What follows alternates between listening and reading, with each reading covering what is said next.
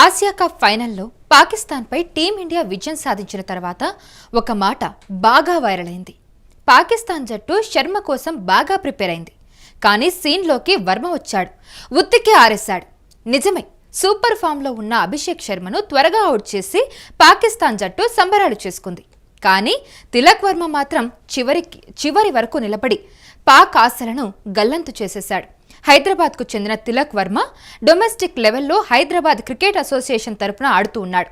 ఐపీఎల్లో గత 4 సీజన్లుగా ముంబై ఇండియన్స్ జట్టులో సభ్యుడిగా ఉన్నాడు. ఇక ఈ ఏడాది ఇంగ్లాండ్ కౌంటీ జట్టు హాంప్షైర్ తరపున ఆడడం మొదలుపెట్టాడు. 2023లో భారత జాతీయ జట్టుకు తొలిసారిగా ఎంపికయ్యాడు.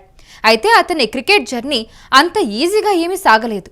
ఒక మిడిల్ క్లాస్ ఫ్యామిలీలో పుట్టిన తిలక్ వర్మ కెరియర్ అత్యంత ఒడిదుడుకులతో సాగింది. నంబూరి నాగరాజు, గాయత్రీదేవి దంపతులకు 2 కుమారులు. అందులో చిన్నవాడే తిలక్ వర్మ. నాగరాజు ఒక ఎలక్ట్రీషియన్. తన కుటుంబ పోషణకు రాత్రిబౌళ్లు ఎంతో కష్టపడ్డాడు. చేసేవన్నీ ఆడ్ జాబ్స్ కావడంతో కుమారుడి క్రికెట్ కలను సాకారం చేయడానికి చాలా కష్టపడ్డాడు. తిలక్ వర్మ చిన్నతనం నుంచి క్రికెట్ అంటే ఇష్టం పెంచుకున్నాడు.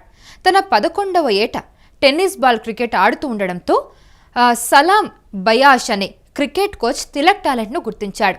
తిలక్ వర్మకు క్రికెట్లో మంచి కెరీర్ ఉంటుందని తండ్రి నంబూరి నాగరాజుకు చెప్పాడు. కానీ తిలక్ వర్మ కోచింగ్ కోసం అంత ఖర్చు పెట్టలేనని అన్నాడు. అయితే కోచ్ సలాం బయాష్ ఆ ఖర్చులన్నీ తానే భరిస్తానని చెప్పాడు. సలాం కోచ్గా పనిచేస్తున్న లింగంపల్లిలోని లీగల్ క్రికెట్ అకాడమీలో తిలక్ వర్మను తన సొంత ఖర్చుతో చేర్పించాడు.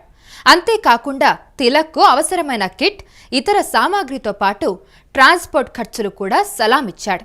తిలక్ వర్మ 11వ ఏట నుంచి సలాం బయాష్ అన్నీ తానే చూసుకున్నాడు. తిలక్కు ఒక మెంటర్లా వ్యవహరించి ఒక మంచి బ్యాటర్గా తీర్చిదిద్దాడు. అదే సమయంలో తండ్రి నాగరాజు కూడా మరింతగా కష్టపడి కొడుకుకి కావాల్సిన ఇతర అవసరాలను చూసుకున్నాడు. తిలక్ వర్మ కోచింగ్కు సంబంధించి ఎలాంటి ఆర్థిక సమస్యలు లేకుండా కోచ్ సలాం, తండ్రి నాగరాజు తీవ్రంగా కష్టపడ్డారు. అలా క్రికెట్లో రాటు తేలిన తిలక్ వర్మ హైదరాబాద్ రంజీ జట్టులో చోటు సంపాదించాడు. అయితే వర్మ టాలెంట్ను గుర్తించిన ముంబై ఇండియన్స్ మేనేజ్మెంట్ అతడిని తమ జట్టులోకి తీసుకుంది. ఇక అప్పటి నుంచి ఆర్థిక సమస్యలు పూర్తిగా దూరమైపోయాయి. అంతేకాకుండా తన దూకుడైన బ్యాటింగ్తో నేషనల్ సెలెక్టర్ల దృష్టిలో కూడా పడి జాతీయ జట్టులోకొచ్చాడు.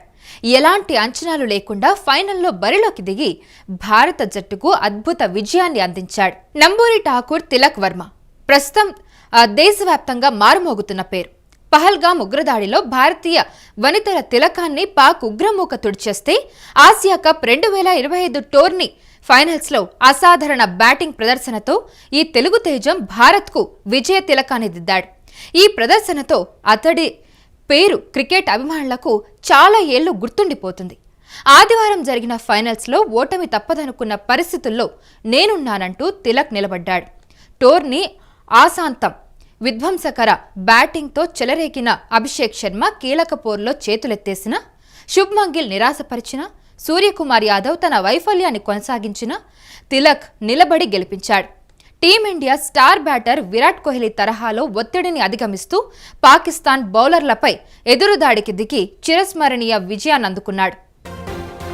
ఇప్పటి వరకు 32 అంతర్జాతీయ టీ20లో ఆడిన తిలక్ 53.44 సగటుతో 962 పరుగులు చేశాడు. ఇందులో 2 శతకాలు, 4 హాఫ్ సెంచరీలు ఉన్నాయి. 150 స్ట్రైట్ రేట్తో దూసుకుపోతున్న తిలక్ వర్మ ఈ ఫార్మాట్లో మున్ముందు మరిన్ని సంచలన ప్రదర్శనలు చూపించడం ఖాయం.